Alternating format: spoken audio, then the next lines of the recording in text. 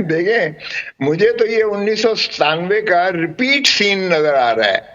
آپ ذرا پیچھے چلے جائیے گا. مسلم لیگ نواز چونکہ بینیفیشری اب بھی وہی ہوگی, پی ڈی ایم کی حکومت, شہباز شریف صاحب پرائم منسٹر ہیں, الیکشن وہ کروانا نہیں چاہتے ہیں, پولیٹیکل کیپٹل ان کا بالکل ڈوب چکا ہے, وہ اس لیے الیکشن میں جا نہیں سکتے ہیں, تو وہ تمام ایسے حربے استعمال کر رہے ہیں جو 1997 میں استعمال کیے تھے, جبکہ شریف صاحب کی.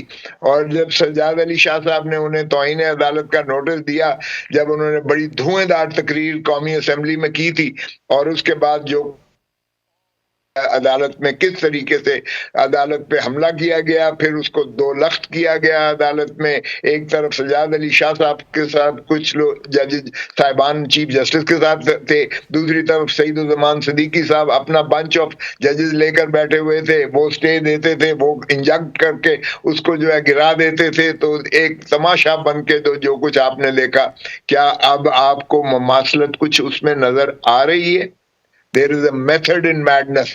So بدقسمتی ہے جو اب بہت اچھی باتیں کی چیف جسٹس صاحب نے کہ سیاسی ٹیمپریچر کو کم کریں, گھٹائیں, تاکہ ماحول ایک فضا بنے, فضا پیدا ہو. بھائی صاحب بہت ادب کے ساتھ, بہت معذرت کے ساتھ, سپریم کورٹ اپنا بھی تو گھر ذرا ٹھیک کر لے. You have to mend your own house. بدقسمتی سے جو اس وقت تماشا قوم دیکھ رہی ہے, یہی آپ نے ٹھئی کا 4-3 ہے یا 3-2 ہے یا کیا ہے, یہ ایک دفن کر کے رکھ دیا اصل ایشو کو. اصل ایشو صرف اتنا تھا کہ کیا آئین میں جب تحلیل ہوتی ہے اسمبلی, یعنی 2 اسمبلیاں, تو کیا 90 دن میں الیکشن کروانا لازم ہے یا نہیں ہے. سبھی کو سننے کے بعد پہلے 9 رکنی بینچ بنا, 2 نے ریکیوز کیا, 2 نے اور نے بھی ریکیوز کر دیا, پھر ریکانسٹیٹیوٹ ہوا جس پر 9 ججوں نے دستخط کیے کہ ریکانسٹیٹیوٹ کیا جائے. پھر 5 ججز کا بینچ بنا, انہوں نے 3 دن سارے فریقین کو سننے کے بعد 3-2 کی ریشو سے ایک بڑا فیصلہ دیا. کوئی ابہام نہیں تھا اس میں, ان 5 ججوں نے فیصلہ کیا اور کہ سگنیچرز بھی موجود تھے. جی بالکل موجود تھے, کوئی ابہام نہیں تھا.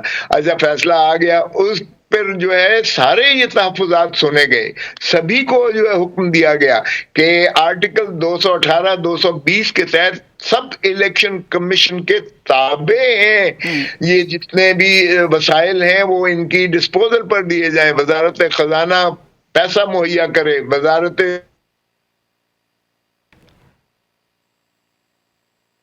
انٹیریئر منسٹری پولیس فورس کو دے, اور وزارت قانون کو کہا گیا کہ اگر ریٹرننگ آفیسرز کی ضرورت ہے تو جوڈیشل آفیسرز فراہم کرے. یہ تمام چیزوں کا احاطہ کرنے کے بعد بڑا واضح طور پر ایک حکم ہوا, جس کی امپلیمنٹیشن میں پاداش میں صدر پاکستان نے 30 اپریل کی تاریخ الیکشن کمیشن سے مشاورت کرتے ہوئے کی دی, اور پھر جو ہے الیکشن شیڈیول بھی آ گیا, کاغذات نامزدگی بھی لیے گئے. ارے بھائی یہ 8 اکتوبر